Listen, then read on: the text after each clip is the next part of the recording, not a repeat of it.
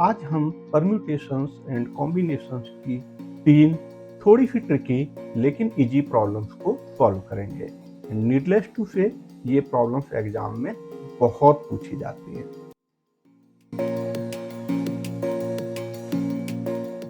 First problem में 3 letters को 4 letter boxes में पोस्ट करना है और साथ में कंडीशन ये है all the letters are not posted in the same letter box. Problem 2 में 5 गर्ल्स एंड 3 बॉयज को एक रो में अरेंज करना है and condition is no 2 boys are together. And problem 3 which is very similar to problem number 1, इसमें 8 toys को 4 children में distribute करना है and condition is no child can have all the toys.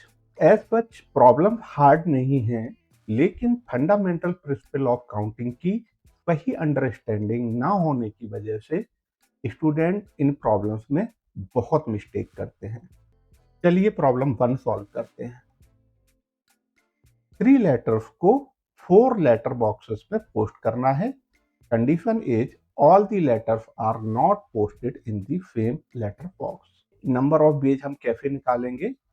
पहले तो हम ये निकालेंगे कि 3 लेटर्स को 4 लेटर बॉक्सेस में कितने नंबर ऑफ बेज में पोस्ट किया जा सकता है, और उसमें से ये जो कंडीशन लगी हुई है if all the letters are not posted in the same letter box, तो इसका ठीक opposite means all letters are posted in the same letter box. अगर हम सब्ट्रैक्ट कर देंगे तो हमारे पास क्या बचेगा, जो इस प्रॉब्लम में पूछा गया है। तो रिक्वायर्ड नंबर ऑफ बेज क्या हो जाएगा, number of ways to post 3 letters into 4 letter boxes minus number of ways to put all letters in the same letter box. तो देखते हैं ये नंबर कितना होगा और ये नंबर कितना होगा।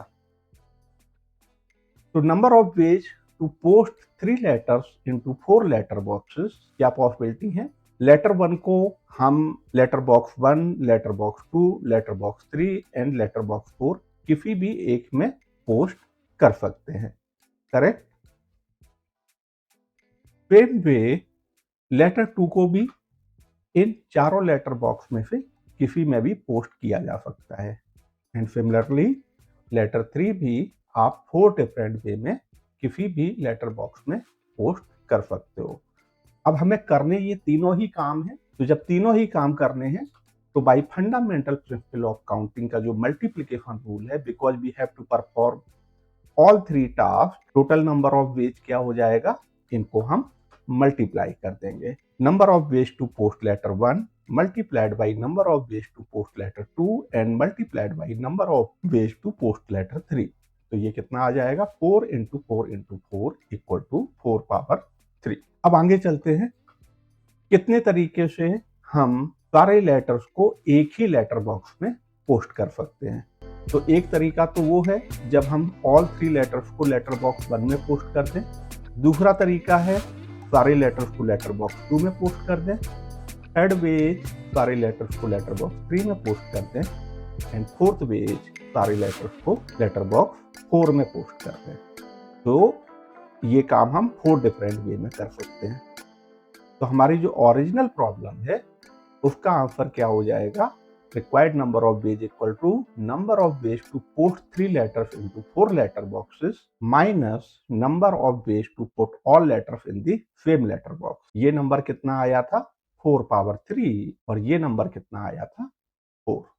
तो 4 power 3 minus 4, 4 power 3 is 64 minus 4 means 60। तो ये आपका आंसर हो जाएगा। अब चलते हैं अगली प्रॉब्लम पे। प्रॉब्लम 2 में क्या करना है, in how many ways can 5 girls and 3 boys be seated in a row so that no 2 boys are together. तो यहाँ पे भी हमें 2 टास्क करने हैं। एक तो 5 गर्ल्स को एक रो में अरेंज करना है एंड उसके बाद बॉयज को अरेंज करना है। साथ में इस कंडीशन को ध्यान में रखना है कि नो 2 बॉयज आर टुगेदर।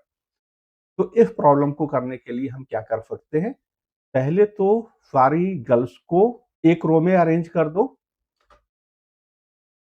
फिर इसके बाद हर गर्ल के लेफ्ट एंड राइट में एक प्लेस आपका एम्प्टी होगा। अब इन 3 बॉयज को इन आप चेयर्स पे अरेंज कर दोगे तो आपकी जो रिक्वायरमेंट है कि no two boys are together, ये रिक्वायरमेंट आपकी फुलफिल हो जाएगी। तो इस प्रॉब्लम को सॉल्व करने में हमें दो काम करने हैं। एक तो number of veg 5 girls can be arranged in 5 seats, and दूसरा काम हमें ये करना है 3 बॉयज को इस तरह से अरेंज करना कि no two boys are together.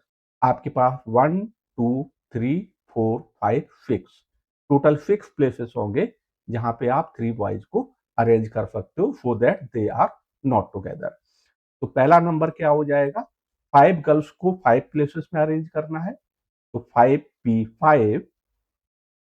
And दूसरा नंबर क्या हो जाएगा, 3 बॉयज को 6 प्लेसेस में अरेंज करना है, मींस 6p3। और हमें ये दोनों ही काम करने हैं, तो by fundamental principle of counting से इन दोनों नंबर्स को हम मल्टीप्लाई कर देंगे। 5p5 कितना होता है, it is 5 factorial, and 5 factorial means 120। And 6p3 को भी आप कंप्यूट करोगे तो 6 इंटू 5 इंटू 4, तो ये हो गया 120 इंटू 120 मीन्स 14400। अब चलते हैं प्रॉब्लम नंबर 3 पे। प्रॉब्लम 3 में 8 टॉयज को 4 चिल्ड्रन में डिस्ट्रीब्यूट करना है। No child can have all the toys. तो ये भी इजी प्रॉब्लम है। तो इसको हम कैसे करेंगे, पहले तो number of ways to distribute 8 toys among 4 children, और उसमें से हम क्या सब्ट्रैक्ट कर देंगे, number of ways to give all toys to 1 child. तो आपके पास क्या बचेगा, जो प्रॉब्लम में पूछा गया है। तो पहले ये देख लेते हैं, number of ways to distribute 8 toys among 4 children. Toy number 1 को आप कितने तरीके से डिस्ट्रीब्यूट कर सकते हो, या तो चाइल्ड 1 को दे दो, या चाइल्ड 2 को दे दो, या चाइल्ड 3 को दे दो, और या फिर चाइल्ड 4 को दे दो। Toy 1 can be distributed in 4 different ways. Toy 2 को भी 4 डिफरेंट वे में डिस्ट्रीब्यूट कर सकते हैं, टॉय 3 को भी, टॉय 4 को भी, टॉय 5 6 7 एंड 8 को भी। हमें सारे टॉय डिस्ट्रीब्यूट करने हैं, तो हम क्या करेंगे, फंडामेंटल प्रिंसिपल ऑफ काउंटिंग का मल्टीप्लीकेशन रूल। सारे काम करने हैं तो आप क्या करोगे, मल्टीप्लाई करोगे, और इसमें से अब क्या सब्ट्रैक्ट कर देना है, number of ways to give all toys to 1 child. इसके 4 डिफरेंट वे हैं, या तो सारे टॉयज आप चाइल्ड 1 को दे दो, या चाइल्ड 2 को दे दो, या चाइल्ड 3 को दे दो, या चाइल्ड 4 को दे दो। तो इसमें से 4 को सब्ट्रैक्ट कर देंगे, तो ये क्या आ जाएगा, 4 पावर 8 माइनस 4। इसको आप सिंप्लीफाई कर लीजिए, जो भी आ जाए वही आपका आंसर होगा।